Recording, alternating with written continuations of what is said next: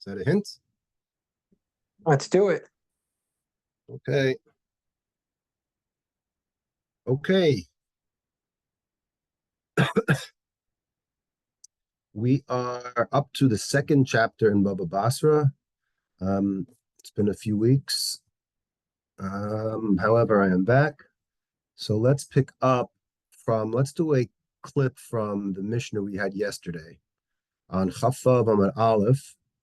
We had the discussion in the Mishnah, which is a continuation over the last week or so since we started the second chapter, which is about the discussion, what we call harchakas nezikin, okay, distancing yourself from potential damages, living next to people and having certain materials next to other people's fences and yards, and what possible damages can be done.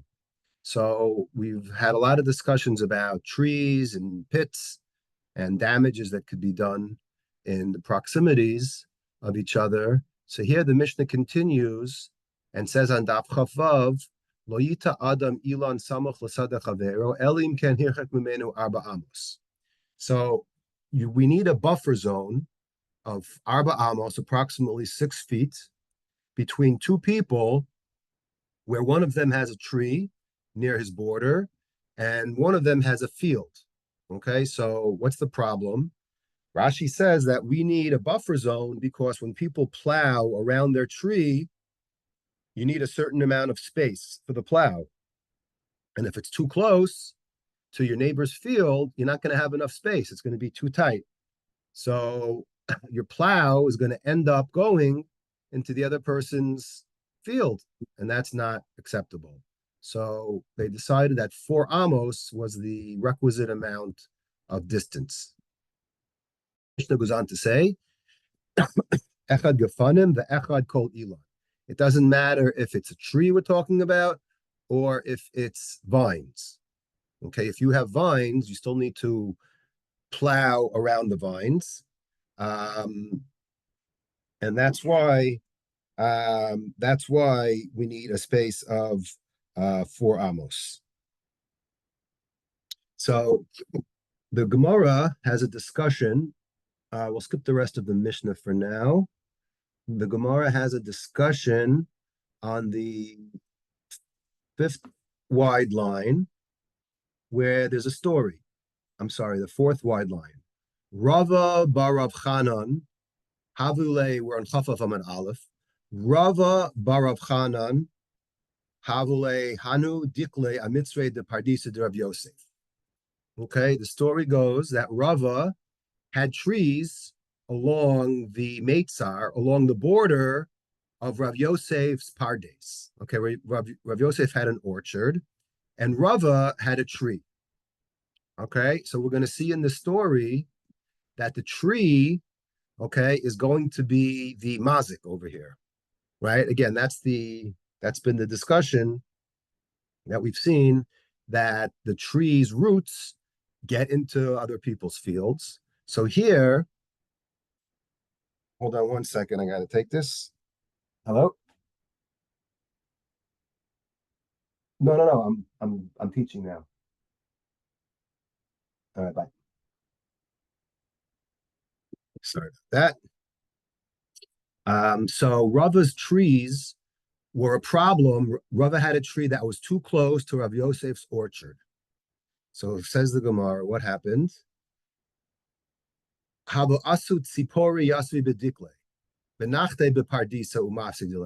The tree per se wasn't problematic in terms of its roots. Here, the tree acted as a perch for birds to come. And the birds were attracted to the tree. And the birds, once they were on the tree, came and did damage to the pardes of Rav Yosef. Okay? So this is a little bit of a different story where the tree itself isn't doing damage, but rather it assisted in doing damage by having birds land on it. So Amar Le, so Rav Yosef said, Zil Kotes, hey, your trees are doing damage, cut your trees, because they are damaging my orchard. Now, it's interesting to note the Rishonim on this line say, okay, Rav Yosef had a good point to cut down the tree because remember we had a discussion who came first, right? Sometimes if the bar comes before the tree, if the tree comes before the bar, the Gemara previously said that whoever was there first wins. So here, the Rishonim explain that the kerem of Rav Yosef came before the trees.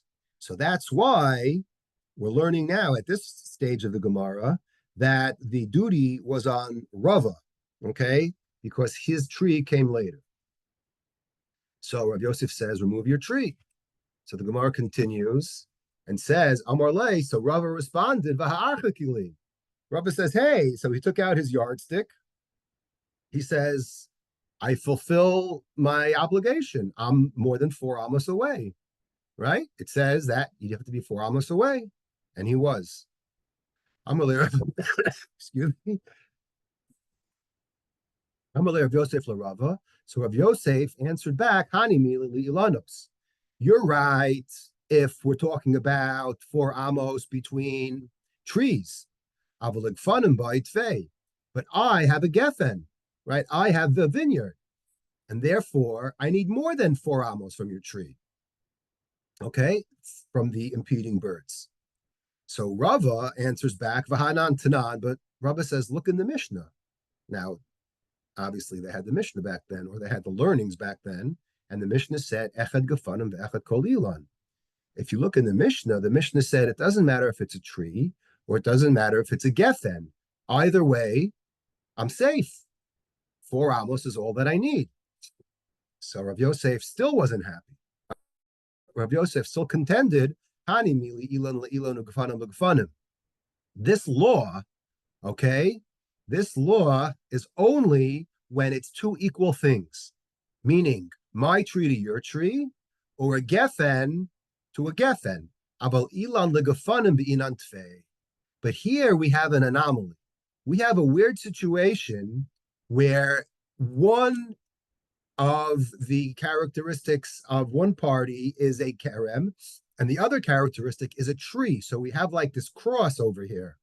And because we have this scenario where you have a tree that's perched up high, okay, and the vineyard, which is lower, the Rabbeinu Yonah actually explains over here that this is a bad scenario because this is very easy for birds to be on a higher elevation. And when they're perched up high in a tree, right, you know that they could do damage because they get to see everything down below. So therefore, it's easy for them to jump, right, and to fly from a tree, right, down. It's just more conducive to damage. So therefore, this is a situation where you are doing damage. Okay, so we have a argument, and it doesn't sound like anyone's giving in, and we have a real standoff over here.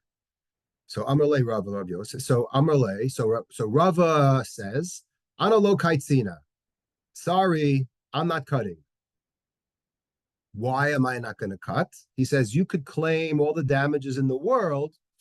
The bottom line, Damarav, Hai Dikla Detoin Kaba Asur Mikse. Because Rava quotes the statement of Rav that says that if you have a tree that's fruit bearing at least a kav of fruit, okay, then you are not allowed to cut it down. Okay, A, and B, and if that weren't enough, Dam Rab Chanina lo shachav shichas bri. Rav Chanina said, my son, whose name was Shikachas, okay, the only reason why he died, Ella dekat tena below zimne, because he cut down a tree before its proper time. When it was still a tree that was fruit bearing, okay, he cut it down. And because A, you're not allowed to cut down a fruit bearing tree, as we're going to see because of Bal Tashchis, and it's a sakana. For these two reasons, I ain't touching the tree. You want to cut it down? Knock your mar inichalech likots. If you want to cut it, goes into hay, but I'm not cutting my tree down. Okay. That's the end of that particular story. So what's interesting to note, amongst other things, is this is Daf Chafav. We've been talking about trees ever since like the very beginning of the second parak for a whole week already. So Tosfos makes a point about that. And the very last Tosfos on the page is he says, remember, we were talking about if I have a tree next to your pit, and well, did it come first? Did it come second? Right? But either way, we're cutting it down. The only question is, do I get paid back for the tree?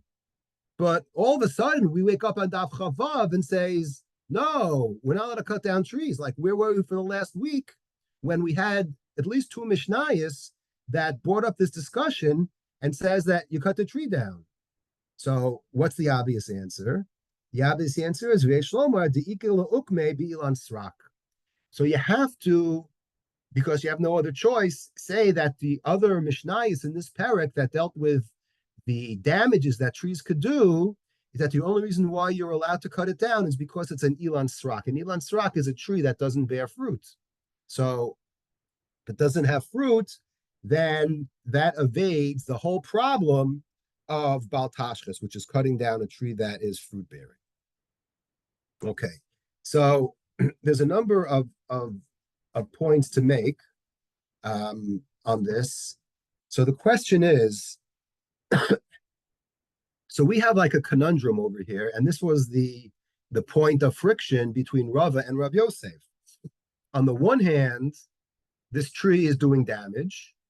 Okay, now again, the damage that it's doing is that it's acting as a perch for birds. Okay, now today we have a way around that. If you've ever seen the studs that they, or the spikes that they put up on buildings, is exactly for pigeons, so the pigeons don't sit on there. And by the way, if you were wondering, they actually had those in the Beis Hamikdash for the same reason. It's called, Shmuel, you know what they were called? No comment. It was called Ama Kalya Ore. Those were the spikes that were on top of the Heichal that prevented the birds from sitting there and making things dirty. Anyways, so so we had this point of contention. On the one hand, there's a mazik out there, and on the other hand, there's an isser of cutting down a tree. Very good. Midos and Elamitzios, I think we had it. Okay, not important. So let's get back to this over here. So the bottom line is there an isser to cut down this tree, which there usually is in a case where the tree is a mazik? Okay, so let's deal with that for a minute. So most Rishonim say that it's usser. Okay, even though we see a machlokas between Rava and Rav Yosef in this story, right? In a case like this, where this tree is damaging something else, then I'm sorry, I said it's usser, it's mutter. You absolutely have to cut down the tree, and there's no isser. And the Rambam himself said that the only time in Hilchas Malachim, let me open it up. The Rambam says in Hilchas Malachim, the only time it's usser to cut down a tree is if it's not doing any damage. Okay, let's look at it inside. We are in, by the way, it's interesting where the Rambam puts the laws of cutting down trees. He puts it in Hilchos Malachim. Okay, I'll explain later why it's in Hilchos Malachim out of all places. So the Rambam says, the kol ein kotetz in ilane machal shechutz lemedina ve'ein monin mehen amas hamayim kedei sheyivshu shenemar lo tashches esetza. Aval kotetzin oso It's only, he says, "Ela b'kol makom kol hakotetz ilan machal derech hashchasa loka." If you cut down a fruit-bearing tree in an act of destruction, you chayiv malkos. Aval kotetzin so im haya mazik ilanos acherim. This is exactly what our story is about.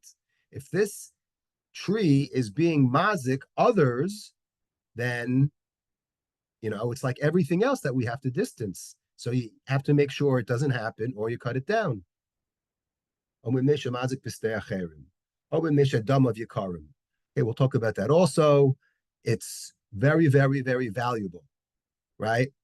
The only time the Torah, and this is very important, the only time the Torah prohibited cutting down this tree is if you have a destructive intent. Okay, very important. We're going to see that later. So the Rambam and most Rishonim all hold the same thing, that the only time it is prohibited is if it's derech hashchasa, but not if it's causing damage to others. The Ramban, the Rabbeinu Yonah, the Rashba, the Ritva, the Rush, all of the major Rishonim and the Rambam, they all agree.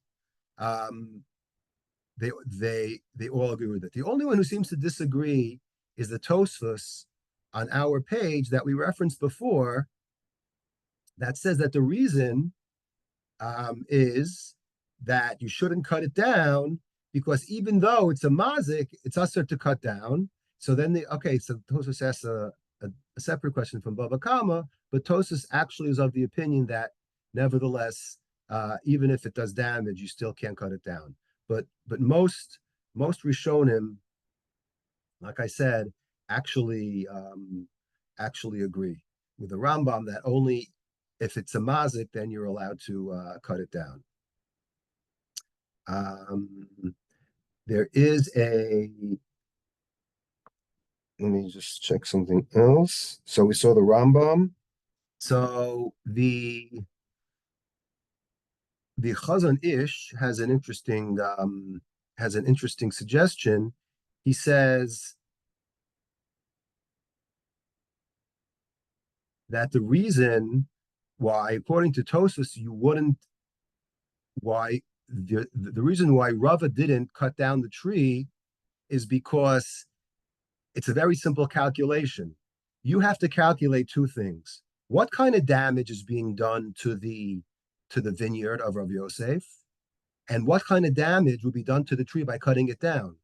So he says, if you pull out your calculator and it comes out that the damage done to the gefanim is less than the loss of the tree, then you're allowed to do it, right? So therefore, you can't cut down the tree, right? Because it all depends on the math. So that's a very logical way, because again, it all comes down to destruction, right? Someone's going to lose over here. So if you just figure out which party is going to lose more, then you satisfy that party. So therefore, if the damage, according to the Chazon Ish, that's caused to the gefen, to the vineyard, is less, then therefore you don't cut down the tree, because the tree is more valuable. So that's the way the Chazon Ish says this is the best way to figure out these situations. Okay, so I thought that was interesting. So in the end of the story, the question we have to ask ourselves is, so what exactly did Rava think when he refused to cut it down? So why did Rava stand his ground and say, there's no way I'm cutting this tree down? So we already explained that even though he was a mazik, Tosfos says, right? Tosfos on that page says that still, even though it's a mazik, that doesn't give you permission to cut down the tree. Okay? There are other Rishonim who say that a, a tree that's damaging others, you have to cut it down. Okay, but Rava thought that the Mishnah was said, remember how the Gemara said, between Ilanos and Gefanim. So therefore, you're not chayiv to be marchik only if it's like to like, either a tree against another tree or a geffen against another geffen. But it's almost like he found the loophole. So therefore, if I have a tree and you have a geffen, therefore that doesn't consider damage vis-a-vis the Mishnah. Okay, Rav Yosef obviously didn't learn the Mishnah that way. So that's the way some Rishonim actually learn that this dispute was actually how to read the Mishnah. Okay, so that's the explanation as why Rava stood his ground. Now, the Gemara threw in something at the end, if you remember. Rava said, first of all, there's a concept of Baltashris. That's first of all. Second of all, there's something called sakana, right? Sakana is like, not only is it a sin, but it's actually a bad omen. Now, sometimes, or I should say most of the time, if it's a sin, we just don't do it. Why do I need an extra reason, right? All of a sudden, like if it just was a prohibition, it wouldn't be enough. You have to tell me that there's some kind of curse that you get, right? If you commit this transaction, I'm sorry, if you commit this prohibition. So a lot of the Rishonim, like the Yavitz, for example, of Yaakov Emden, he asked that question himself. Like, why bring in the sakana part? Just the fact that it was a sin wasn't enough? So the Yavitz says that Rava held that even though min hadin, I'm allowed to cut down the tree because it's a mazik, right? But he didn't want to cut it because the sakana overrode that aspect. So therefore, sometimes he says, the Abbas explains that sometimes you could try to get around something. But if there's an extra sakana attached to something, like for example, right, there used to be a concept that doesn't apply anymore today of this giloy, right? Water that was left overnight, uncovered, right? You're not allowed to do. Why? Because it's a sakana, right? It's one thing if it was aser because it wasn't kosher. But when you're talking about snake venom, like, why would you want to take a chance? So that's really the way Rava viewed this. He says, why should I take a chance if there's some kind of curse attached to it? So therefore, he had to come up with a secondary explanation as to why, I don't want to touch this tree, right?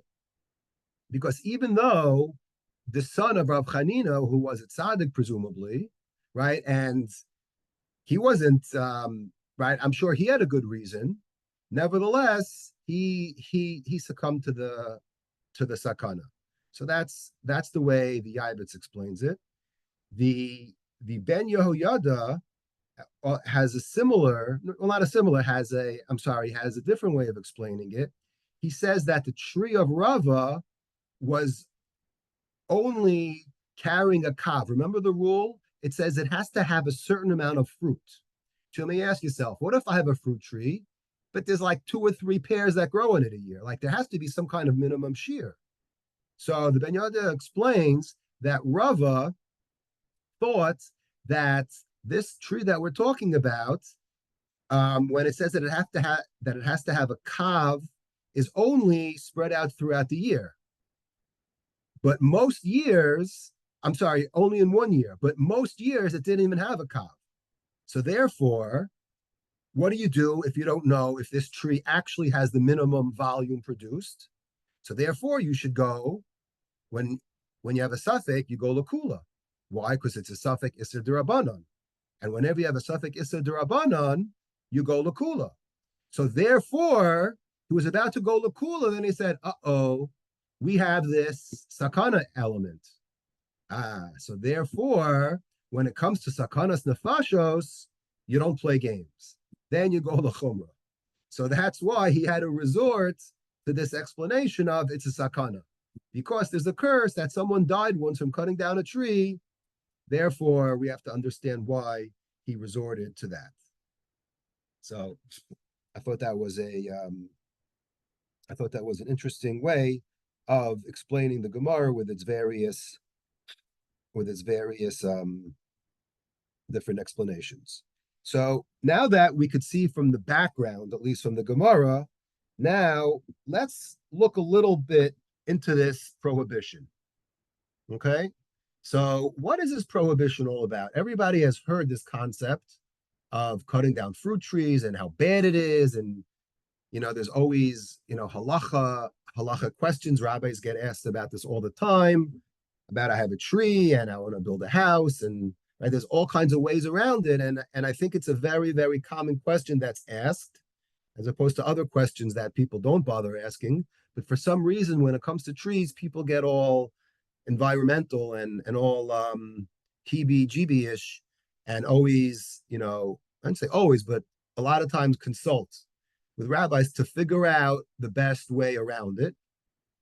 And it's a big discussion that a lot of people try to avoid this. It's if you look in the Shilos Uchuvos and the Rishonim throughout the Achronim, a lot of times people avoided any fruit tree questions, and a lot of explanation is because of this, Gemara that says that this person died as a result of cutting it down. The Gemara doesn't usually bring stories like that. It says it's permitted, it's not permitted, but when you throw that added element in, it kind of freaks people out. So I think that's the reason why historically rabbis have always shied away from dealing with these kind of questions and says, like, just deal with it yourself or ask someone else.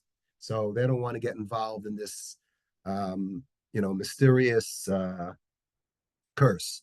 But that being said, the source is a very enigmatic source because it doesn't just say don't cut down a tree. The psukim come from from the end of Parshas Shoftim. Okay, the pasuk says we're in Devarim Chaf Yutes, Devarim chapter 20, pasuk 19. The topic has to do with laying siege on a city. The psukim say Ki tatzur el ir yamim rabim lihilachem aleh letafsa. Okay, Shoftim at the end talks about Mashuach Milchama, going out to war. It's a lot of war-related psukim. And right in the middle of talking about when you go to war and you lay a siege on your enemy, lo tashchit et eitzah lindoch aleh garzen. Just when you thought, right, that you could do whatever you want, the Torah says, just be aware that you're fighting people, but don't destroy any of its trees. Okay, don't swing your axe against them. Ki mimeno tochel ve'otolo tichros. Why? Because you can eat from them, but whatever you do, don't cut the tree down. Ki ha'adam eitz hasadeh lavo mipanecha b'matzor. Very mysterious ending to the pasuk. That's learned several different ways, as we'll see. But the pasuk says, because a person is compared to an eitz hasadeh, lavo mipanecha b'matzor. Okay? So I read it the way most people would read it. So when you don't know what to do, the first thing you do is you look in Rashi. So Rashi says the word ki, okay, we've learned many times that the word ki, kaf yud, could mean 4 different things in the Torah. Okay, it could mean Ella, it could mean Daha, it could mean Dilma. It has very different meanings. Usually we explain the word ki means because, but it could also mean but, it could mean however, it could mean possible. So here Rashi says, Hare ki mishamish pelashon dilma. If you learn that the word ki means the Talmudic way of saying maybe, which is dilma, a common word we have in the Gemara, or possibly, or perhaps, then that changes the whole tenor of the pasuk, and it turns it into what we call a bitmiyah. A bitmia is when you have a sentence and you put a question mark at the end. There's two ways of reading a sentence. You could have a sentence that has a period and you read it one way, or you could have a sentence that has a question mark and you read it a different way, right? So here's a great example. Ki ha'adam eitz hasadeh, says Rashi. Perhaps, right? Shema ha'adam eitz hasadeh likana petoch hamatzor. Do you think for a second that these people that you're fighting are like trees that you could just go in, and that you could go in and suffer them with a famine, ka'anshe ha'ir, and starve it to death? Lama tashchiteni. Why in the world would you want to destroy this poor tree? So Rashi flips this whole pasuk and says that you have to put a question mark at the end, which is very, very rare in the Chumash to take a pasuk and to put a question mark at the end, right? When it doesn't seemingly belong. It just says, Ki adam eitz hasada, a man is compared to a tree. So that's the way Rashi learns. Okay? Do you think that this tree is like a man who's trying to kill you? No, leave the poor tree alone. That's the way Rashi learns. Ibn Ezer has a whole arichos, and he says, I'll just read a little bit of it. He says at the end, he says, Ulufi daiti she'ein lanu tzarich lakol zeh. He brings down Rashi, and he has a whole, he brings, a grammarian, as the Ibn Ezer always does. And he says that if Rashi was right, then the word would have been different. He says, Ki chaser hey, it would have been Haki Adam Eitz Hasada, because the hey in the front, if you know Diktuk very well, you would know that the hey is the beginning of a question. Ha'ima tayachol, right? Are you right? The hey signifies that this is going to be a question instead of a statement. So that's why the Ibn Ezer does not agree with Rashi, and therefore he says, so what does the pasuk mean? You could eat from the tree, but you can't cut it down. Ki ha'adam eitz hasadeh. For exactly that reason, because man is compared to a tree. Okay, the environmentalists love this Ibn Ezer. I'll tell you in a second why. V'hatam ki chaye ben adam hu eitz hasadeh. Because the life of a person is supported by trees. Ukamohu, and he compares it to the pasuk ki nefesh hu chovel, ki chaye nefesh hu chovel. Right? Remember where we had about taking a mashkon, right? If you take a mashkon from an almana, it's like you take someone's life, right? Just like the mashkon is someone's life, even though it really isn't. So we're comparing this tree to a person, right? A tree, you have to water it and you have to nurture it and it needs sun, and you have all these things that on a metaphysical way, people are the same. They need to be looked after, they need to be watered, they need sun, they need supervision, right? If you look into it, you'll see that taking care of a garden is like taking care of children. Yeah. So that's what the Ibn Ezer says. So we have two diametrically opposed perushim on how to explain a very, very simple pasuk. Okay, so we have that. So as we usually do,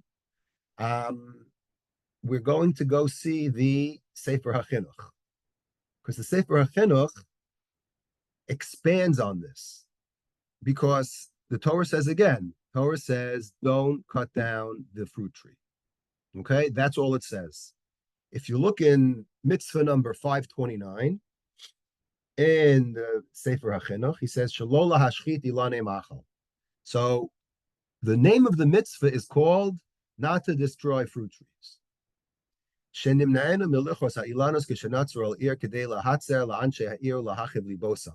Again, he's saying technically, and you should say this to yourself also, again, what's the Torah setting up? The Torah is setting up, if you go to war and you lay besiege on your enemy, don't cut down a tree. What if I buy a vacant piece of land in Brooklyn and I want to build a building and there's a pear tree. Is that the same thing as laying siege on my enemy? So the truth is that it technically isn't, but that's just the setup. Why the Torah set it up that way, we don't know. But it's just a very strange, setup where we have this prohibition thrown in the middle of a very, specific circumstance. So, therefore the chinuch has to say,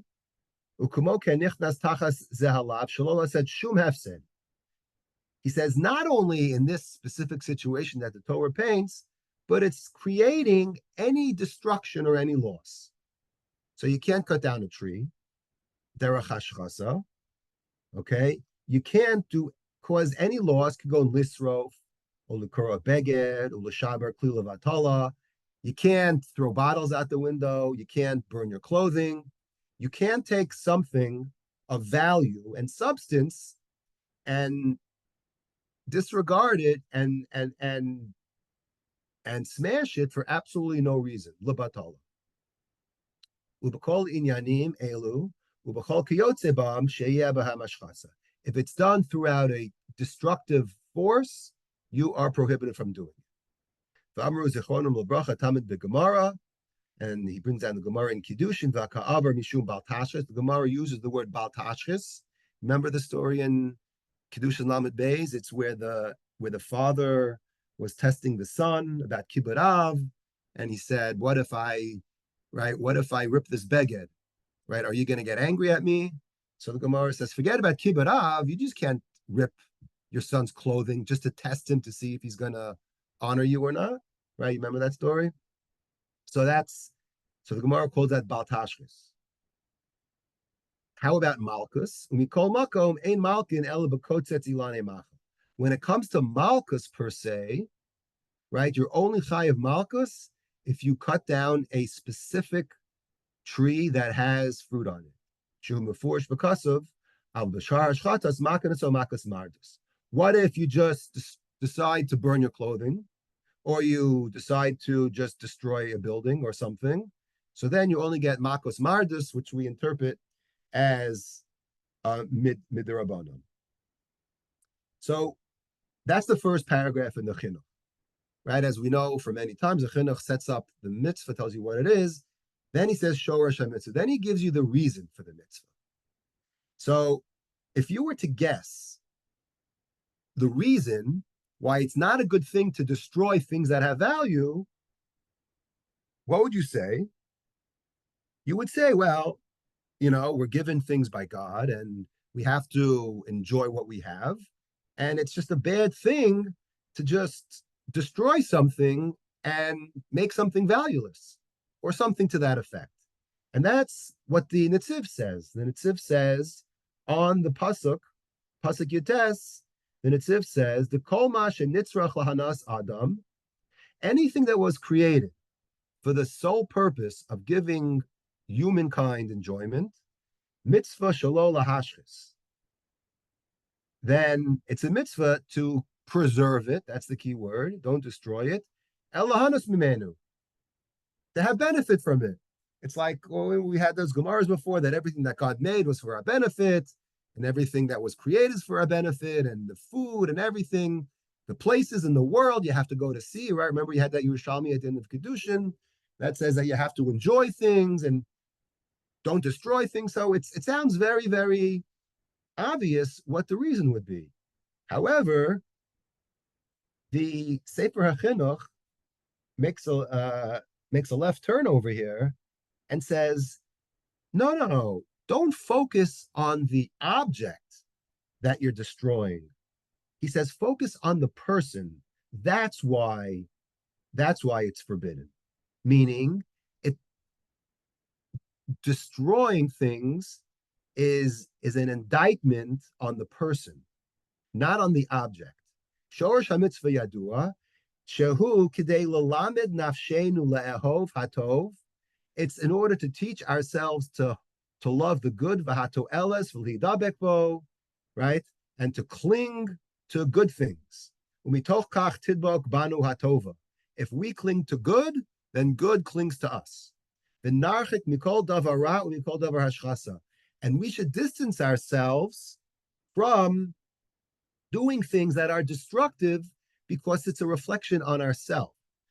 And this is the way of the Hasidim and the Anshe Maisa. Ohavim Shalom usmechen b'tov habrios umakarven osam l'Torah. Right? V'lo ya'abdu afilu gagar shel chardal ba'olam. Right? These people who come and enjoy everything in the world, and they don't even waste one mustard seed. V'yetzer aleihem b'chol avadon v'hashchasa shiradu. And anything that can be damaged or destroyed, they shy away from. And if we're up to them, they wouldn't destroy anything. As opposed to, turn on the TV today, and people who destroy everything that they could get their hands on. They're content with destroying the world. And what happens is when they destroy the objects in the world, they end up destroying themselves. Why? Right? Mida keneged mida. They end up destroying themselves. Klomar, bahu nidbak la'olam. U'kinyan shakasov sameach le'ed lo yinake. It's a pasuk in Mishlei that says that if you're happy in someone else's calamity, then you won't be cleansed. There are people who love destroying property. There are people who love destroying things that belong to other people.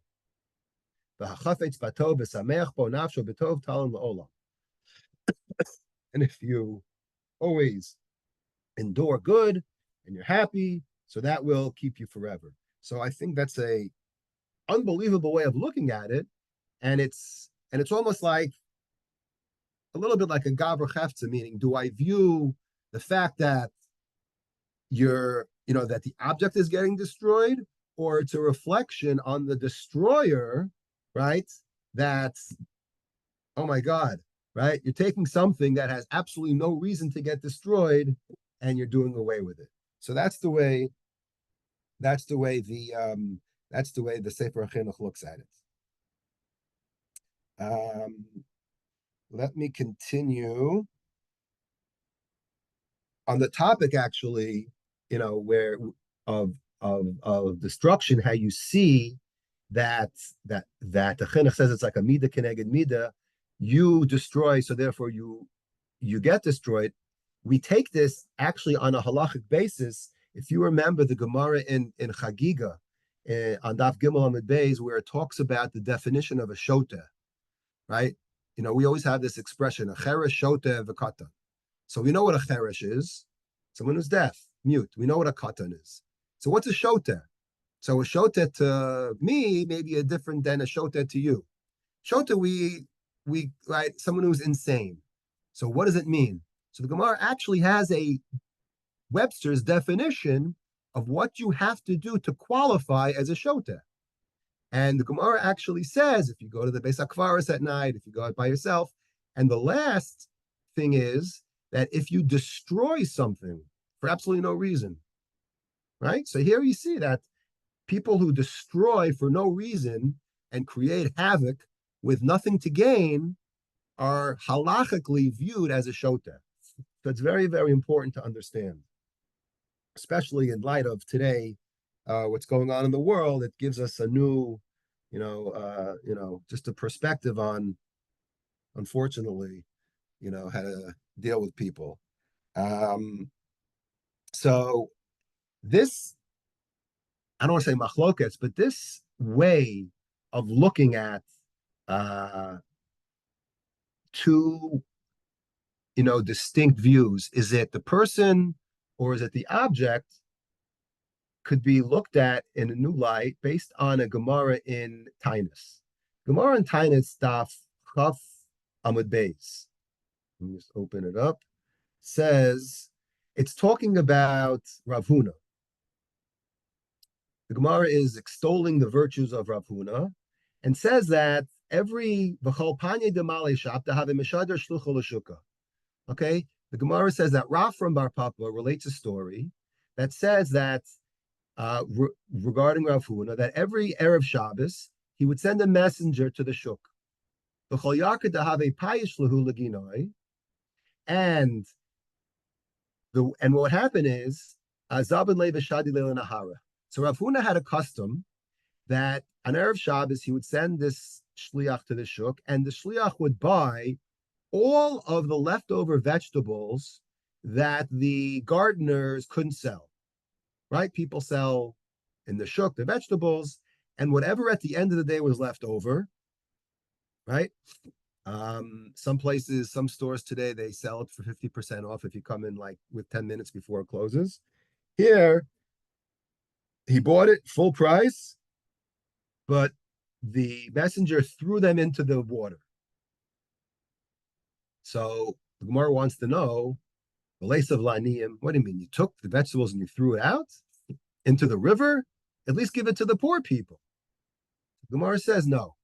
You can't give it to the poor people. He says, if you give it to the poor people, then the poor people are going to rely on the fact that Rav Huna would give out vegetables every Friday, and they wouldn't buy any from the gardeners. So therefore, they would ruin the livelihood of the gardeners. Okay? So that's one problem. So the Gemara says, okay, let's look at the next problem. Why waste it and throw it in the river? At least give it to the animals. So the Gemara says, Ksavar machel adam ein machel lebehema.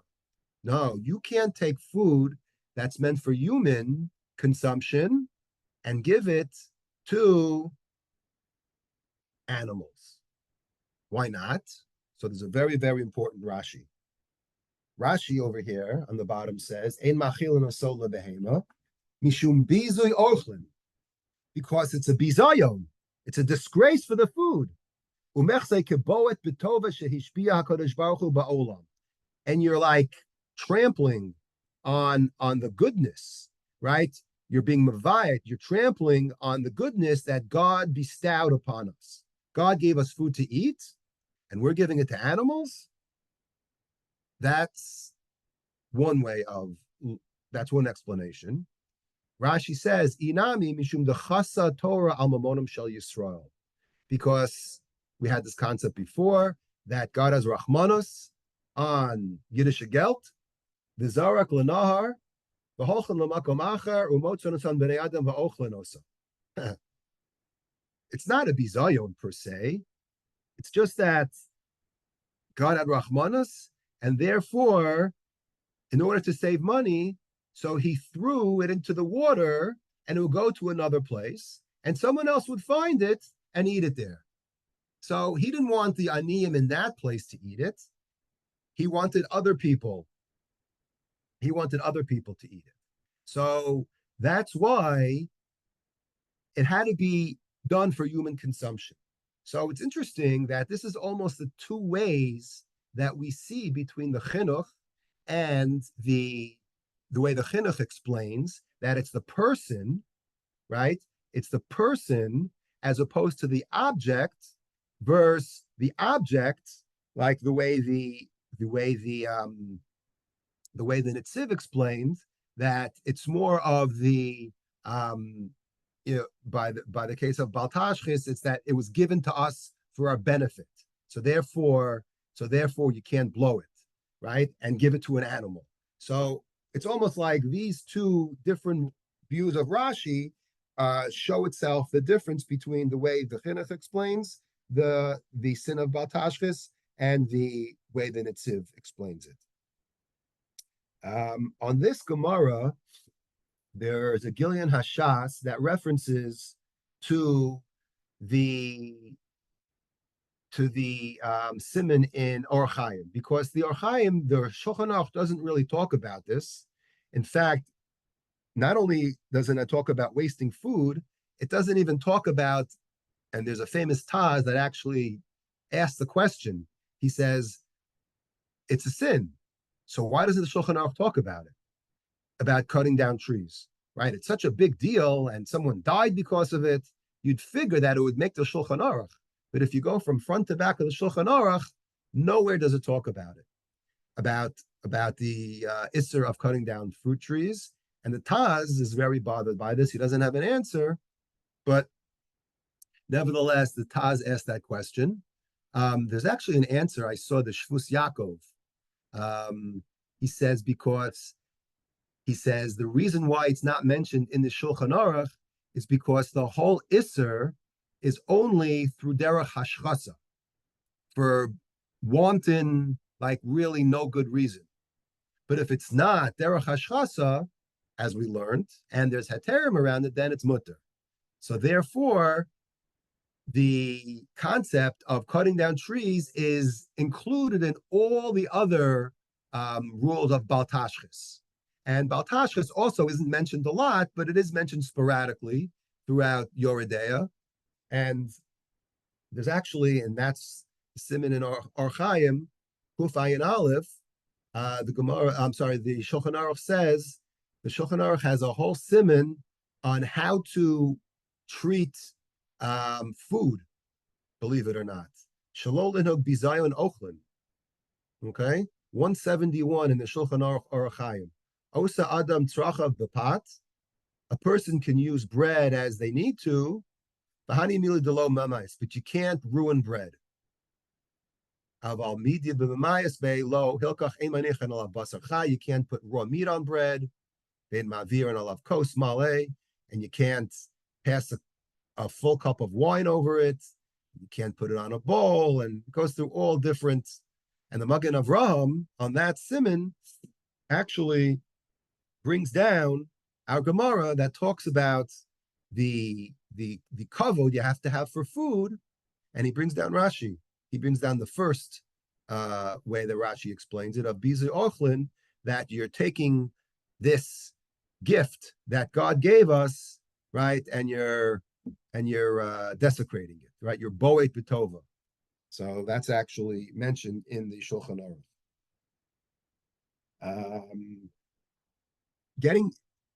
It's interesting that Gemara in Tainus.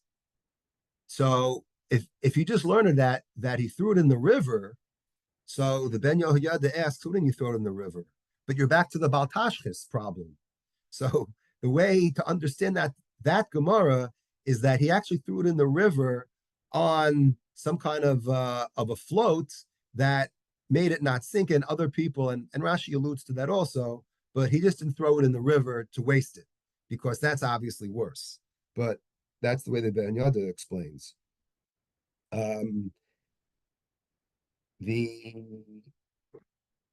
Regarding the Meiri, there's a very long Meiri about it, and he basically says that when it comes to Bizu Ochlin, right? So the Meiri says, he goes through a whole shakel v'tarya back and forth. He says, Afal pishamais is amru shahaya mashlichin benar hem sorim shashlacha benar ein ba bizu shebnei adam motzamo sam ba'ochlin. He says, okay, so it's not bizu because some people will find these vegetables and they're going to eat them. But the question is that the Meiri asks is, hey, we find various mishnahs throughout Shas, for example, one in Beitza, one in Shabbos, that says Machatchenes adlu and lefnei behema. Right? You could take human food, and he goes through the whole discussion, what level are we not allowed to feed our animals? And this is, I found very interesting. Like, we just take for granted that we take our leftovers and we give it to our animals. So for all of you who have animals out there, it's not so simple. Okay, sorry to tell you. There's different levels. And he differentiates at the end. He says, V'yesh mefarshim shlo asra ela b'shiyesh lo lachila mitzaracher. I'm sorry, let me just skip to the end over here. He says,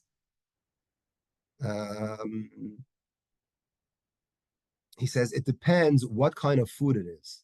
He says, Shalo al yidei, shalo al kol ochle adam anu osrin, shaharei tamarim v'hadlu and ochle adam, and ben charuv and ninim olosam behema v'lo as apas, right? For example, bread, you can't. But if it's a lower level food, like lower level on the totem pole, like dates or dluin, then you're allowed to give to your animal.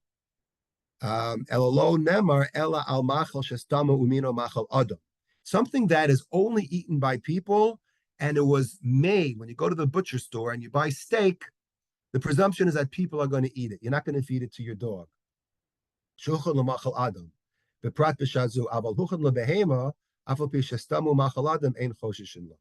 But if it's something that could be for that is prepared for animals, like dog food, obviously, or pet food, then if a human could also eat it, then it's fine. So believe it or not, he makes a big deal. And again, this goes back to this whole concept that humans, you wouldn't know that today by seeing the news, but humans are actually different than animals. And and we have a higher level of kedusha, right? There's domem, there's someach, there's chai, and then there's medaber. The medaber, the humans, right? Homo sapiens are on a higher level than animals, and we have to treat food the same way. We can't just give human food to animals. It's a very halachic issue. Believe it or not, I was very surprised to learn. In fact, if you look at the Shulchan Aruch, let me see at the end over here in 170, Kuf Ayin.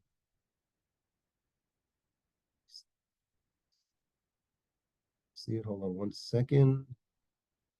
170.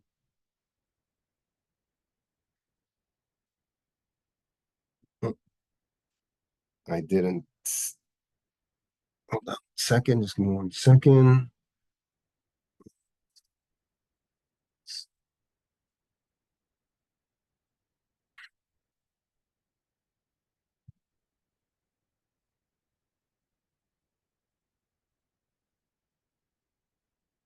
Right. So all the way at the end, where he talks about food preservation, okay, about throwing out food and giving it to animals. So he actually says, I was shocked to see this. Achar sheshtias v'nishar yain bekos l'shtias chavercha knach makom neshikas hapeh. This is a siman, 170 is rules about how to act during a meal. There's 22 different seifim about how to act during a meal. Okay? It's taken very seriously. And the last one he says is regarding leftovers. Okay, what do you do with leftovers? So we know what we do with leftovers. But the Shulchan Aruch actually discusses how to deal with, for example, there's a wine in your glass, right? And you didn't finish it. So could you give it to someone else? So the Shulchan Aruch says that after you finish drinking and there's wine left over, so what you should do is you should clean the part of the glass where your lips went on, mishumias, right? Because it's disgusting to give it to someone else and to drink from the same spot. V'lo tishpach mishum bal tashchis. Here we go. Here's an example. But you can't spill out the wine because of bal tashchis, right? Leftover food. What do we do with leftover food, right? We know of a certain person in Ranana who made a whole industry out of dealing with leftover food. Here, he says you can't even spill out, forget about what to do with catering, with a caterer's food after a bar mitzvah. Here, you shouldn't even spill out wine that's left in the glass. So what do you do with it? You clean it up, you clean the glass, and you give it to someone else, right? Mishum bal tashches, achar shtilas hamayim, shvach mehem derech sham. And the same thing is true with water. Just clean it off. Okay, so believe it or not, we take it very seriously. 9 o'clock. We'll have to end on that. But I did see an interesting article speaking about leftovers on things to do with leftovers. So I was perusing the internet, and there are actually many creative things, 10 creative ways to use leftovers. Create leftovers purposely. Store leftovers smartly. Dedicate a leftovers night. Turn dinner into lunch. Think ingredients, not leftovers. Okay, basically take the food and make it ingredients. Number 6, make soup. Nice. Salvage stale bread. Do what Italians do. Have the loaf crosswise, drizzle it with good olive oil, and rub it with the cut side of a half-ripe tomato. Beautiful. Stash vegetable scraps as an alternative to composting. Very nice. Create kitchen sink meals. Portion and store. Freeze it.